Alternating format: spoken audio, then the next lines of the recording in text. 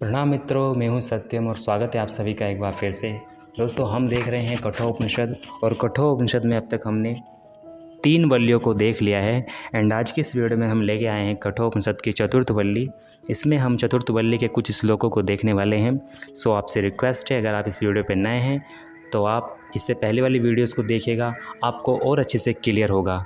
बाकी आप इस वीडियो को भी देख सकते हैं। तो चलिए बिना किसी विलम्ब के शुरू करते हैं। तो दोस्तों, चतुर्थ वल्ली का पहला श्लोक कहता है, पराची खानी व्यतृणता स्वयंभू तस्मात् परांग पश्यति न अंतरात्मना कश्चित् धीरः प्रत्यग आत्मानम एकशता आवृतचक्षुः अमृतत्वम इच्छना। इसका क्या अर्थ है? इसका अर्थ है स्वयंभू। स्वयंभू का क्या अर्थ है? स्वयंभू का मतलब यहाँ पर परमात्मा से। स्वयंभू अर्थात परमात्मा ने इंद्रियों को बाहर की तरफ जाने वाला बनाया है। ये जो हमारी इंद्रियां हैं, जो 5 इंद्रियां हैं, इनको परमात्मा ने बाहर की तरफ जाने वाला बनाया है। इसका क्या मतलब है? मतलब ये बाहर की तरफ ही जाती हैं। आंखें देखती हैं रूप को, कान सुनते हैं शब्द को, जीवा रस लेती है और त्वचा स्पर्श को अनुभव करती है और कान श्रवण को, नासिका गंध को। तो ये सब बाहरी तो चीज़ें हैं, बाहर की तरफ ही हमारी ये इंद्रियां जाती हैं और ऐसा ही परमात्मा ने बनाया है, बाहर की तरफ जाने वाला। इसलिए मनुष्य बाहर की तरफ देखता है, अंदर आत्मा की तरफ नहीं। अमृत को चाहने वाला कोई धीर पुरुष ही होता है जो विषयों से आंखें मूंद लेता है और मुड़कर आत्मा को देखता है। समझ रहे हो? कोई धीर पुरुष ही होगा जो विषयों से आंखें मूंद लेगा, बाहर की तरफ नहीं देखेगा, वो भीतर की तरफ देखेगा, वो अंदर की तरफ देखेगा। ठीक है, तो ये थी बात पहले श्लोक की। आइए देखते हैं दूसरा श्लोक क्या कहता है। पराचह कामन अनुयन्ति बालः ते मृत्युयन्ति वित्तस्य पाशम अतः धीरा अमृतत्वं विदित्वा ध्रुवम अध्रुवेषु इह न प्रार्थयन्ते। अर्थात इसका अर्थ है, भोले लोग बाहर फैली हुई कामनाओं के पीछे दौड़ते हैं। यहाँ पर भोले से मतलब जो नहीं जानते, जो इन सब बातों को नहीं जानते। तो जो भोले लोग हैं वो बाहर फैली हुई कामनाओं के पीछे दौड़ते हैं। वे आगे आगे जाती हैं, हाथ नहीं आती, और ये पीछे पीछे भागते हैं, पकड़ नहीं पाते कामनाओं को। तो ये क्या पाते? मृत्यु का जाल चारों तरफ फैला पड़ा है, उसी में जा उलझते हैं। समझ रहे हो? धीर लोग अमृत तत्वों को जानकर अध्रुवों में अर्थात अस्थिर वस्तुओं में ध्रुव की अर्थात स्थिर की याचना नहीं करते। इसका मतलब ये है कि जो धीर लोग हैं वे अमृत को जानकर, अध्रुव मतलब अस्थिर चीज़ों में, जो टेम्परेरी है उनमें नहीं फंसते। वे तो ध्रुव अर्थात स्थिर जो परमानेंट चीज़ें हैं उनको देखते हैं। ठीक है, ये इसका अर्थ है। आगे देखते हैं तीसरा श्लोक क्या कहता है। येन रूपम रसम गंधम शब्दान च मैथुनान एतेन एव विजानाति किम अत्र परिशिष्यते एतदा वे तत्। अर्थात रूप रस गंध शब्द स्पर्श ये इंद्रियों के विषय हैं। मैथुन, इनकी स्वतंत्र कोई सत्ता नहीं है। वह जो इन सबको चला रहा है, अगर इनमें से अपना हाथ खींच ले तो इनका तो ज्ञान भी नहीं हो सकता। इसी बात की जा रही है यहाँ पर आत्मा की। ये सब कुछ आत्मा ही तो करवा रहा है। आत्मा के ये साधन है, इंद्रियों के विषय, ये सब उसके साधन ही तो हैं। तो अगर वह जो इनको चला रहा है, अगर इनमें से अपना हाथ खींच ले, हाथ मतलब ऐसा आत्मा को कोई हाथ नहीं होता, यहाँ पर स्वभाव से ऐसा बोला गया है कि अगर आत्मा चाहे तो अपने आप को अगर इनसे अलग कर ले तो इनका तो ज्ञान भी नहीं हो सकता। उसी के कारण इनका ज्ञान होता है। वह न रहे तो क्या कुछ भी बच रहता है। असल में वही वास्तविक सत्ता है, अल्टीमेट रियलिटी है। ठीक है, आगे देखते हैं चौथा श्लोक क्या कहता है। स्वप्नांतम जागृतांतम च उभो ये न अनुपश्यति महांतम विभूम आत्मानम मत्वा धीरा न सोचति।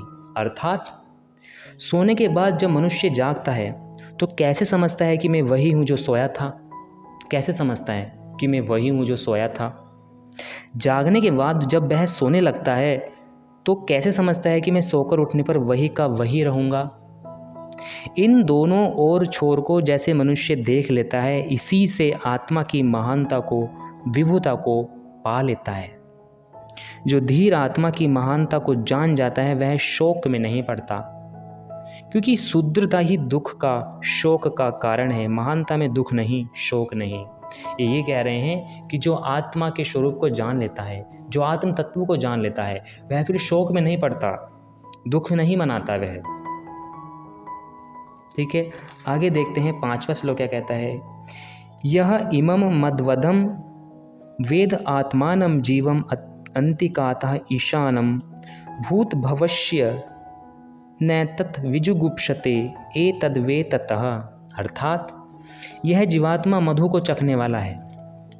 यह जीवात्मा मधु को चखने वाला है।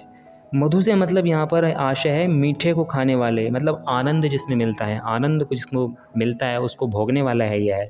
इसीलिए इन्होंने ऐसा बोला कि यह जीवात्मा मधु को चखने वाला है। यह मिठास की तरफ जाता है, यह वहीं जाता है जहाँ से सुख मिलता है। ये हमारा स्वभाव है, हम आत्माओं का यही तो स्वभाव है। हम हमेशा सुख के पीछे भागते हैं और वही सुख हमें कहीं का नहीं छोड़ते। समझ रहे हो? विषयों की मिठास के पीछे कटुता छिपी है। ये जो विषय होते हैं ना, विषय, इनके पीछे कटुता छिपी होती है। अर्थात ये दिखने में तो बहुत ऐसे लगते हैं कि यार कितने अच्छे हैं, इनको बस प्राप्त कर लो सुख मिल जाएगा, लेकिन वास्तविकता कुछ और ही है।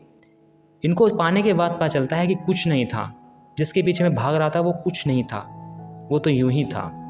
तो विषयों की मिठास के पीछे कटुता छिपी है और भ्रम की मिठास उत्तरोत्तर मीठी होती जाती है। जो भ्रम के करीब आता जाता है उसे मिठास ही मिठास मिलता जाता है। जीवात्मा के स्वभाव को जो निकट से जान जाता है वह अपने भूत और भविष्य का स्वामी हो जाता है और फिर उसे आत्मग्लानि नहीं होती। अच्छा, आत्मग्लानि भी तो उसे ही होती है ना जो विषयों की तरफ भागता है। कोई विषयों की तरफ भागा, उसने विषयों को भोग लिया और उसको भोगने के पश्चात उसको आत्मग्लानि होनी शुरू हो गई। आत्मा उसे बोलती है, उसे धिक्कारते हुए कहती है, इन विषयों में ही उलझा रह गया, मैंने तेरे को रोका था लेकिन तूने मेरी नहीं सुनी, अब भोग, अब पछता। तो वो जो आत्मग्लानि होती है वो बहुत ही खतरनाक होती है। असल में यथार्थ सत्ता इंद्रियों की नहीं, आत्मा की है। समझ रहे हो? असल में यथार्थ सत्ता इन इंद्रियों की नहीं, आत्मा की ही है। आत्मा ही है जो सब कुछ करा रहा है। ठीक है, इंद्रियां तो, मन तो, बुद्धि तो, ये तो मात्र साधन है। मेन चीज़ तो आत्मा है, मेन चीज़ तो हम हैं, हम ही तो आत्मा हैं। ये शरीर मिला हुआ है, इंद्रियां मिली हुई हैं, मन मिले हुई है, मन मिला हुआ है, बुद्धि मिली हुई है।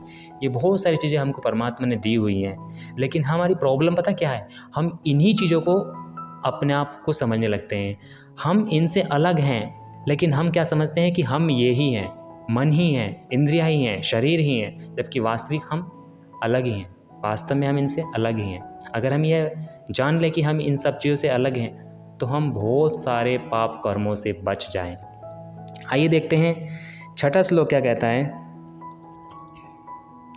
यह पूर्वं तपसः जातम् अधव्य पूर्वम् अजायता गुहाम प्रविश्य तिष्ठन्तं यह भूते भी व्यपस्यता एतद् वे ततः। अर्थात अब देखो, मैं इसका अर्थ पढ़ के बताऊंगा, आपको बड़े ध्यान से सुनना है। आत्मा का वर्णन करने के अनंतर परमात्मा का वर्णन करते हैं। ठीक है, संसार की रचना तप से हुई है। ऋतम च सत्यम चाभिद्धा तपसो अद्य जायता, यह मंत्र संध्या में आता है। ऋतम मतलब एब्सोल्यूट लॉ तथा सत्य रिलेटिव लॉ भी पहल तप से ही हुए। मतलब संसार की रचना किससे हुई? तप से हुई। अब आगे देखना क्या है लिखा है। जब भी कोई कार्य करना होता है तब तप की आवश्यकता होती है। जब भी कोई कार्य करना होता है तप की आवश्यकता होती है। बिना तप के यूं ही आसानी से कुछ नहीं होता। क्रिया का उग्र रूप ही तप है। उग्र को बोलते हैं क्लाइमेक्स। क्रिया का उग्र रूप ही तप है। सृष्टि की जब रचना हुई तब एक क्रिया हुई। सृष्टि की जब रचना हुई तब एक क्रिया ही तो हुई। जैसा हमने अभी कहा, तीव्र क्रिया का नाम ही तप है। अतः तप सृष्टि की रचना में सबसे प्रथम था। सृष्टि की रचना में सबसे प्रथम कौन था? तप था। परंतु वह भ्रम तो तप से भी पूर्व था। वह भ्रम तो तप से भी पूर्व था। मतलब जब तप नहीं था ना, तब भी भ्रम था। तो भ्रम से पूर्व तो कुछ था ही नहीं। सबसे पहले तो वह भ्रम ही था, क्योंकि उसी ने तो सृष्टि की रचना की क्रिया की, अर्थात तप किया। उस परमात्मा ने तो तप किया, उसी के तप का तो परिणाम है ये सृष्टि। आगे लिखते हैं, तब के बाद जब रित मतलब एब्सोल्यूट लॉ, निरपेक्ष नियम तथा सत्य मतलब रिलेटिव लॉ, सापेक्ष नियम द्वारा सृष्टि बनी, तब पहले वायवीय गैसियस अवस्था थी, उसमें जीवन तत्व नहीं रह सकता था। उसके बाद आग्नेय जिसको बोलते हैं इग्नियस अवस्था आई, उसमें भी जीवन तत्व नहीं रह सकता था। तदंतर जलीय एक्वियस अवस्था आई, उसमें जीवन तत्व रह सकता था। तब से जड़ जगत का वायवीय तथा आग्नेय जगत का विकास हुआ। ब्रह्म तब से भी पहले था। विकास होते होते जब जल बना तब चेतन जगत के उत्पन्न होने का समय आया। क्योंकि जल में जीवन रह सकता था, परंतु वह ब्रह्म उस जल से भी पूर्व था जिसमें जीवन तत्व अपना विकास पा सकता था। अतः वह तप तथा जल दोनों से पूर्व था। वह जड़ चेतन सबसे पहले था। वह पंचभूतों के साथ गुहा में घुसा बैठा है।